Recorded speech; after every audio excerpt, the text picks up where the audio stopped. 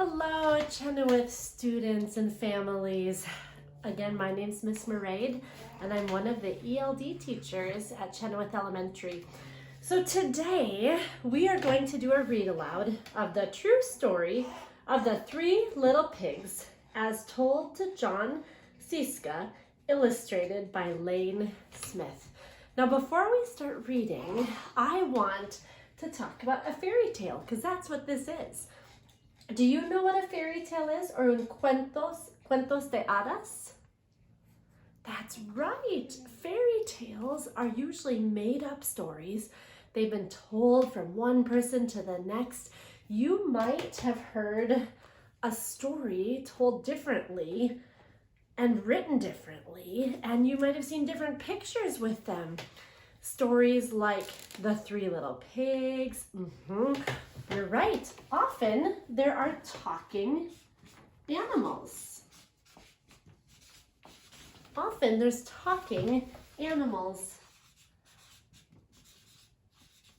Usually, a fairy tale makes you use your imagination, which at a time like this when we have to do so much in our houses and in our yards and not with other people, imagination is really important.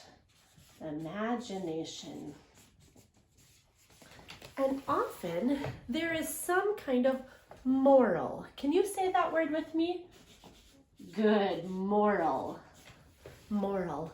A moral of the story, a moral, is what you can learn from it. Almost every story that you read, you can learn something. You can connect to a character. It will make you think about your life. So a moral is the lesson of the story. Okay, so today we're going to read a little different version of a fairy tale that you probably know. Yeah, so some fairy tales that you might know are the Three Billy Goats Gruff. That's one. Can you think of any others? Yes, you're right. Also, this is in Spanish, El Hombrecito de Pan Jengibre. What do you think that is? The gingerbread man, exactly. Okay, what else? This one says, Paquito y los frijoles mágicos. That's right, that's Peter and the giant. It's Jack and the Giant beanstalk. See, he's climbing up it, and again, all of these stories really ask us to use our imagination, and lots of them have a moral. This one, I wonder if you know. Los tres cochinitos. That's right, the Three Little Pigs. And that's the story that we are going to read a different variation of today. Okay, and so that we can remind ourselves what the original story that was told down from person to person, I have a song that my kindergarten students usually sing about the Three Little Pigs. I'd like to sing it for you, and if you know this, if you were in my class in kindergarten, maybe 3 years ago, 2 years ago, you might remember, so sing with me. The three little pigs and the big bad wolf. The first little pig built a house of straw, you remember. Out came the wolf and blew the house right down. So the first little pig ran to the stick house. The three little pigs and the scary wolf. The second little pig built a house of sticks. Out came the wolf and blew the house right down. So the second little pig ran to the brick house. The three little pigs and the scary wolf. The third little pig built a house of bricks.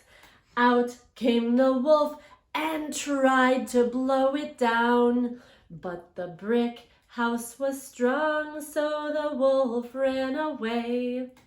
Nice job. So that's the story, the original story of the Three Little Big Pigs Today, we're going to read a different version. And tomorrow, mañana, we're going to read it in Spanish. La verdadera historia de los tres cerditos. And look for some cognates. But today, we're going to read it in English. The true story of the three little pigs. As told by John Scieska, illustrated by Lane Smith. The true story. I wonder how this one will be different. Everybody knows the story of the three little pigs, or at least they think they do. But I'll let you in on a little secret. Nobody knows the real story because nobody has ever heard my side of the story. I wonder who's telling this story. The wolf. I'm the wolf, Alexander T. Wolf. You can call me Al. I don't know how this whole big, bad wolf thing got started, but it's all wrong. Maybe it's because of our diet. Diet means what you eat. Hey, it's not my fault that wolves eat cute little animals like bunnies and sheep and pigs. That's just the way we are. If cheeseburgers were cute, folks probably would think you were big and bad too. Do you like cheeseburgers? I wonder where the meat comes from. That's right, from a cow. But like I was saying, the whole big bad wolf thing is all wrong. The real story is about a sneeze, chew, and a cup of sugar. This is the real story. Oh, look, they have a pig's snout for the O. I love the artwork in this book. Way back in Once Upon a Time, I was making a birthday cake for my dear old granny. I had a terrible sneezing cold, chew, and I ran out of sugar. You remember, I ran out of sugar. So I walked down the street to ask my neighbor for a cup of sugar. Now, this neighbor was a pig, and he wasn't too bright either. The word bright here, sometimes bright means full of light. Here it means very intelligent or smart. Yeah, so that's not very kind. The wolf is saying he's not a intelligent or smart pig. He had built his whole house out of straw. Can you believe it? I mean, who in his right mind would build a house out of straw? So, of course, the minute I knocked on the door, it fell right in. I didn't want to just walk into someone else's house. So I called, "Little pig, are you in?" No answer. I was just about to go home without the cup of sugar for my dear old granny's birthday cake. That's when my nose started to itch. I felt a sneeze coming on while I huffed and I snuffed. Choo! And I sneezed a great sneeze. Wow.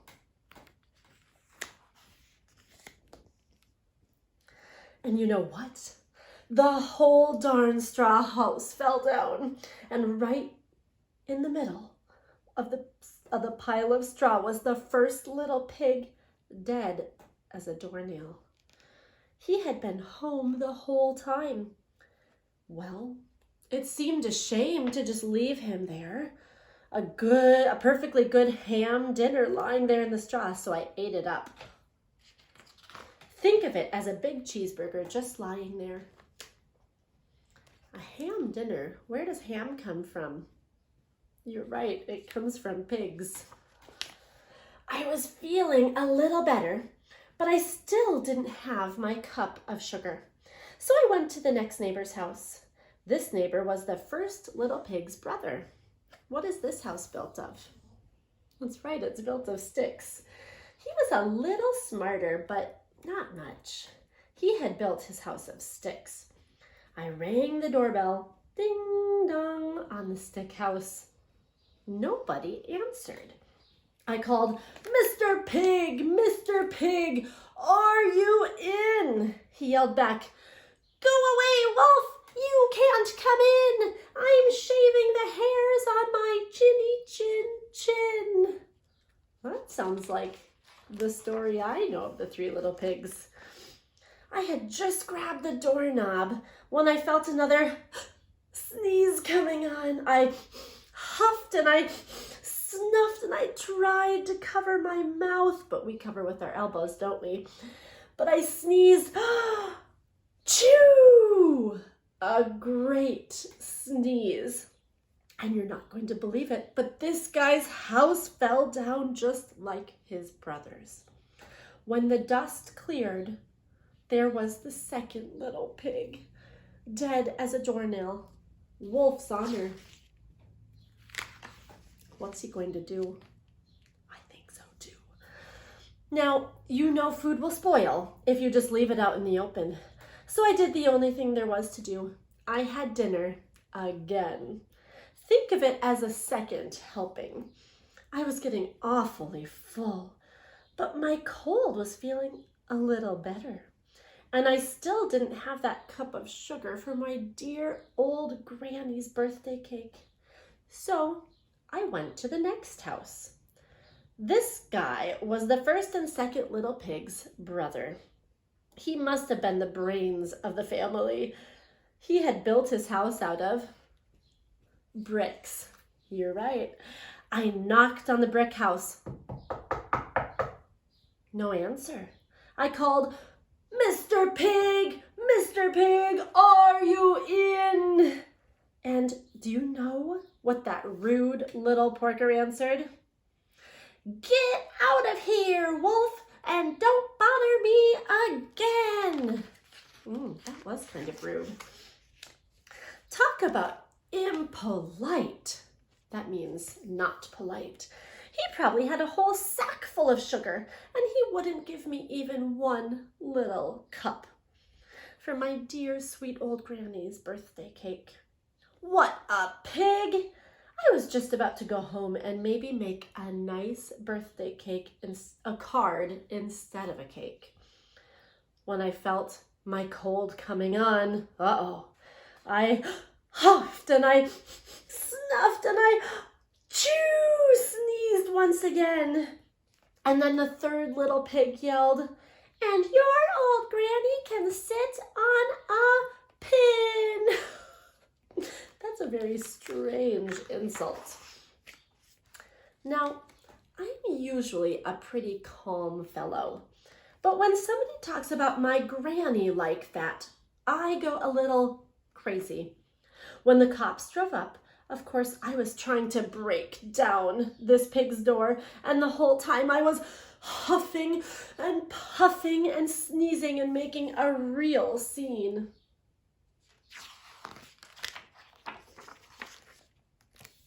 Look at the newspaper. The news reporters found out about the two pigs I had for dinner. They figured a sick guy going to borrow a cup of sugar didn't sound very exciting, so they jazzed up the story. And with all of that huff and puff and blow your house down, and they made me the big bad wolf. That's it. That's the real story. I was framed. Framed is a way of saying I was set up. I didn't do it. But maybe you could loan me a cup of sugar? The end. Did you notice that this picture is the same? You're right. So tomorrow we'll read the same story in Spanish. And in this book, it's upside down. The English side and the Spanish side. So one last thing I want to talk about, excuse me, with this story is neighbors. Who are your neighbors? Or your vecinos in Spanish? Do you know their names? Do you ever talk to them? Well, right now, we live in a time where we have to keep at least 6 feet of distance, don't we? Between ourselves and our neighbors and any friends. But I wonder how you could be a really polite neighbor or a kind neighbor this week. Okay? Do you think the wolf was a kind neighbor? He wanted 1 cup of sugar. Was he kind to his neighbors? I don't know. I think it's a hard story to decide. What about the pigs? Were they kind to the wolf? Were they nice neighbors? Maybe. But I wonder how you can be a better neighbor than both the wolf and the pigs. Could you draw a picture for your neighbor and put it in their mailbox? That's a good idea. Could you wave and say hello? I hope you're having a good day. That's another great idea. What else could you do to make your neighbors feel happy this week? Oh, I love that one. You could say something nice to them like, I really like your flowers. I really like your house. Sure. Is there anything else you could think of? A letter. You could write a letter telling your neighbors you hope they're feeling happy and that they have things to do. Yeah.